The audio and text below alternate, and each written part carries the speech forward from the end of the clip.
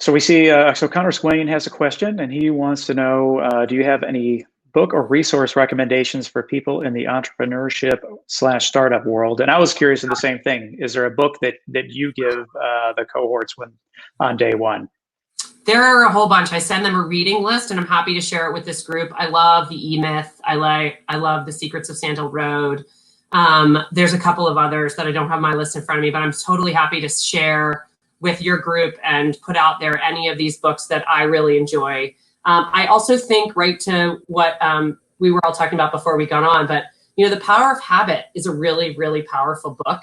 You can get the gist of it pretty quickly, but then if you're a believer in the power of setting small habits and making small changes leads to really big life changes. And I think sometimes founders need a structure because it all comes at you so fast. And I think if you go to The Power of Habit and you try to figure out, like, what's the one or two things for us that I want to change, a lot of them need to come from the inside. And when you make the personal changes, it's reflected in the way that you treat your team, the way you treat your community, the way you listen to your customers, the way, the kind of person you can become. And I'm super, this past week in the GAN, which I talked about, that it's an incredible resource. I can't say enough about the Global Network.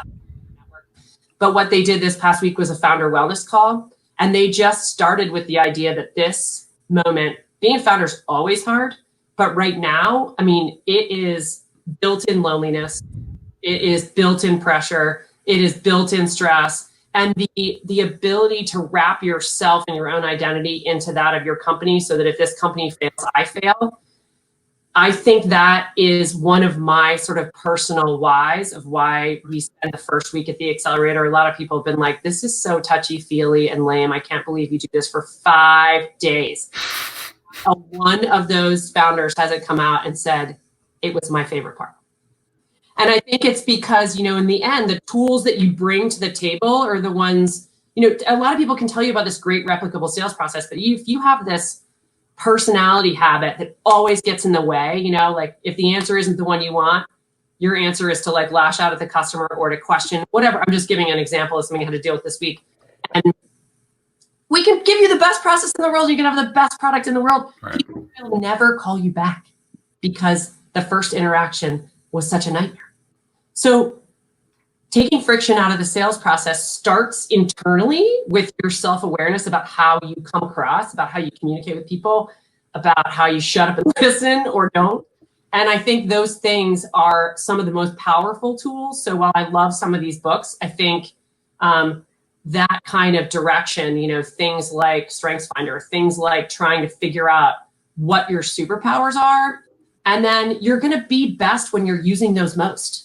And so seeking situations and tweaking your communication styles to acknowledge that sometimes, you're a data person or you're a vision person, right? You don't let data get in the way of a good decision, or don't do anything without data. Those things can get in your way, but that self-awareness is really important. So some of my favorite books about kind of the business world have really nothing to do with about business, but they have to do with this one word called grit or resiliency. And I think that's kind of what we're alluding to here, right? And so I was jotting down after Connor asked that question, but there's the first book that I like to talk about is this book by Scott Jurek about how he sped ran the Appalachian Trail.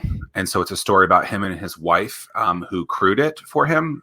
And so they did 2,184 miles in like 46 days or something. And it's an incredible journey of him and his wife doing something that's basically impossible, yet they did it. And then there's a book by David Goggins. If no one's ever heard of David Goggins, he's just crazy. You should listen to him.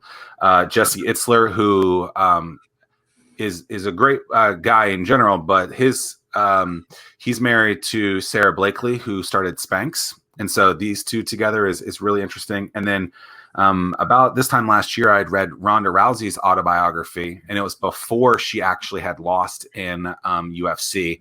And it's really, really interesting because while she has a ton of grit and resiliency, it really shows how the leadership of her parents really helped form her into becoming a huge champion, which I think was really interesting. And then a book that I finished yesterday from someone who you might be a fan of is Coach K.